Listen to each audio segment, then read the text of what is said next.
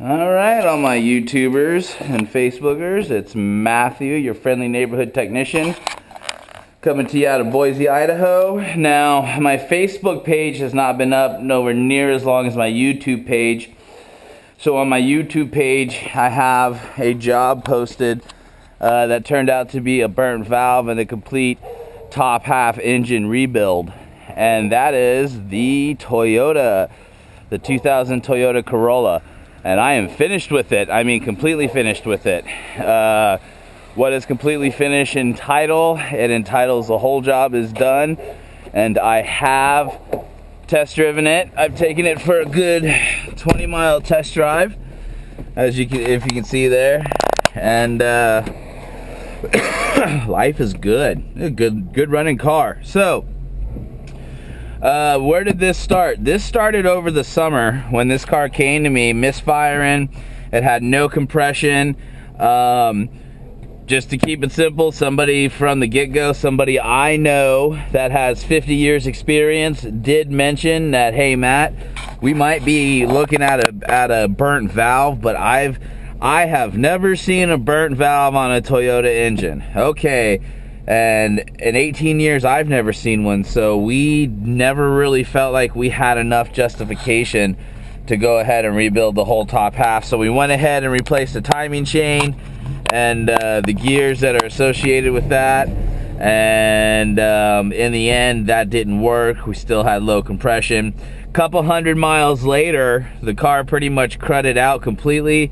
It came back into the shop. That's when we went ahead and I pulled the head on it, and that's when we found, lo and behold, the burnt valve. What we also found, along with the burnt valve, when we had pulled the original head off of it, was a Blanchard machine on the head itself. And so having a Blanchard machine on the head went ahead and told us that the original head had already been removed.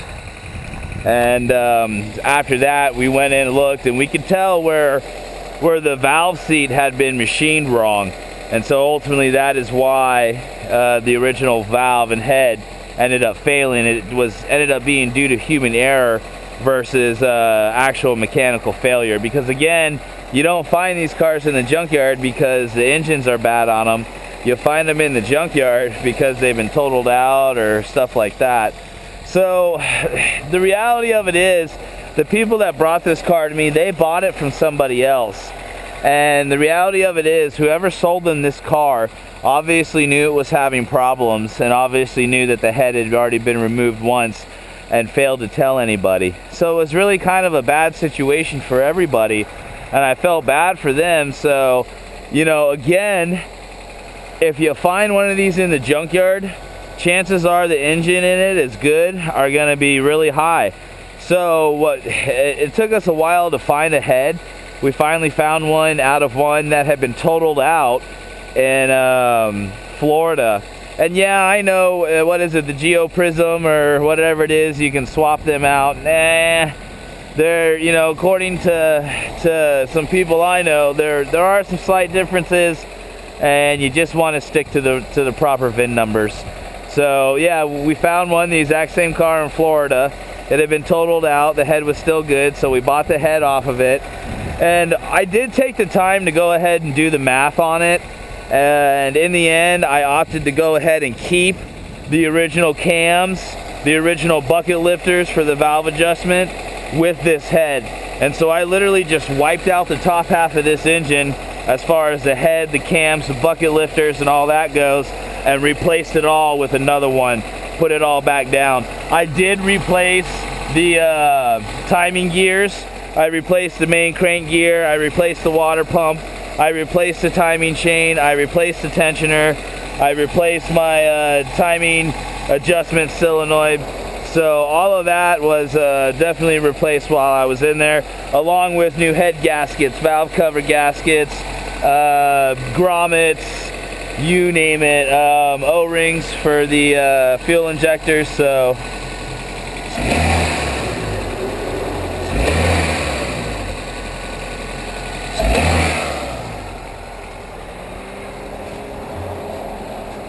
And there you have her, folks. So we're excited. I'm very excited to deliver this car today. And the family whose car it belongs to, they're pretty excited. There goes one of my neighbors. And so, yeah. There you have it. And like I said, I've already put the 20-mile test drive on it. That should be more than enough to drive cycle it. We have no check engine light. And most importantly, versus the test drive, I've let it sat here and I've let it idle over the course of 2 days for about 4 hours. And I've also allowed it to cool completely off and then start it again. And, you know, heat up, cool off, heat up, cool off. No leaks, no anything. We're in good shape. And so, there you go, folks. All right, everybody. Well, this project is done.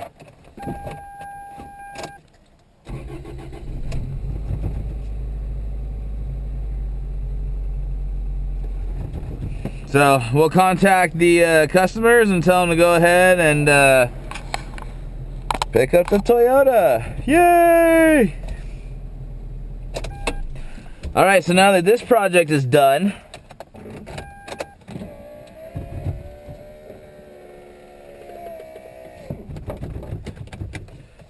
and just in case you wonder what I'm doing here, I do this.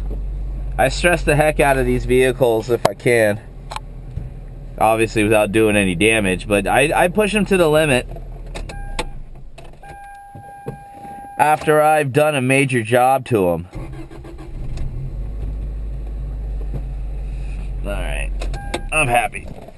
And I do that because I hate it when people bring the cars back for warranty work. So anytime I do a major job or I crack an engine open or something, I run it through extensive tests and procedures and whatnot. Well, folks, the Toyota is finished. That's another engine, top half engine rebuild underneath my belt. We've got the Chevy that we're going to be getting into. We've got the Chrysler or the Dodge Intrepid, that we're going to be finishing up. ATV, rototiller, and the mower. Mower I'm probably going to turn out here in a couple days too. So you'll see some fresh video posted on that electrical problem situation. So it's been a good day here. This is Matthew, your friendly neighborhood technician, signing off.